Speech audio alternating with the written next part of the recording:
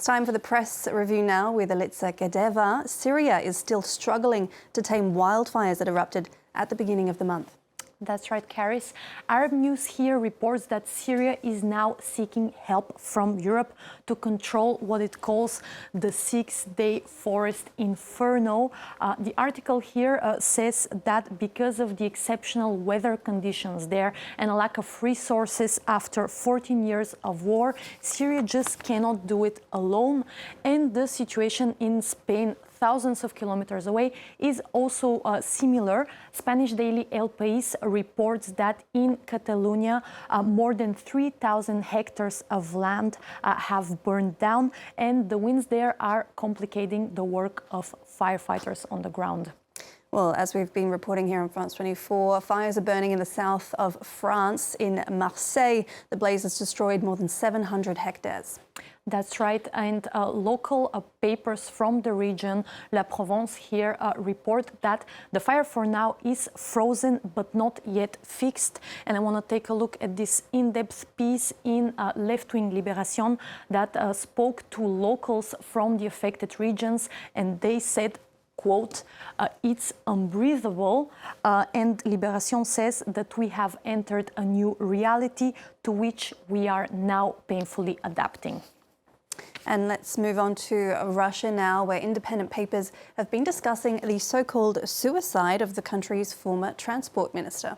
Yep, that's right. Independent paper, the Moscow Times, reports that the Kremlin is shocked by the apparent suicide of Roman Starovoyt.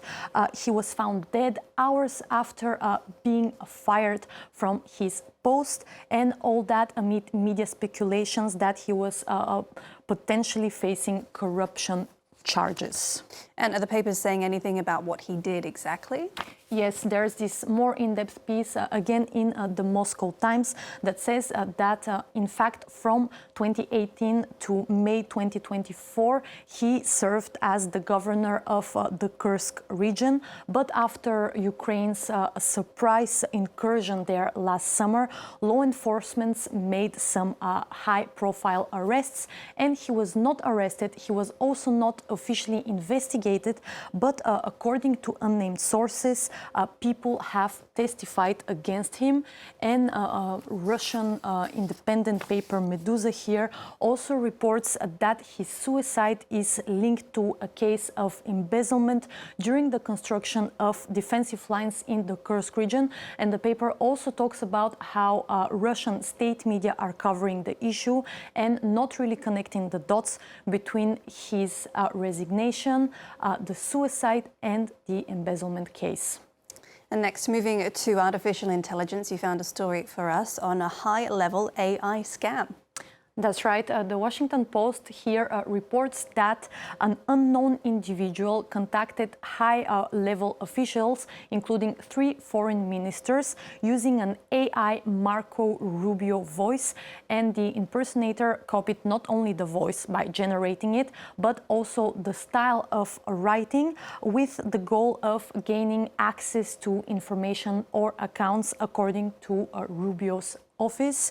And on another AI note, tech magazine Wired here reports that Grok is spewing anti-Semitic garbage on X.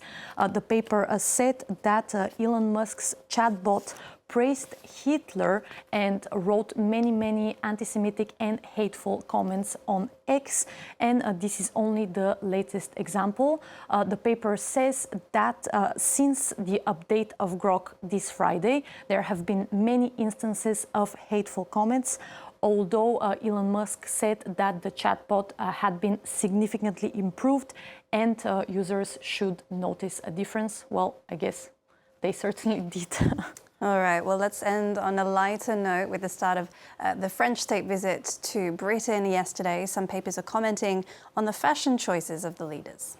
Definitely. Vanity Fair here looks at Kate Middleton's Dior look, calling it a dazzling display for the occasion and a nod both to France and to Princess Diana.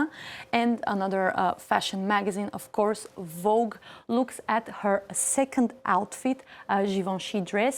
And this dress was designed by a British designer, Sarah Burton, for a French fashion house. And this is what Vogue calls fashion diplomacy and a symbol of the relationship between the two countries.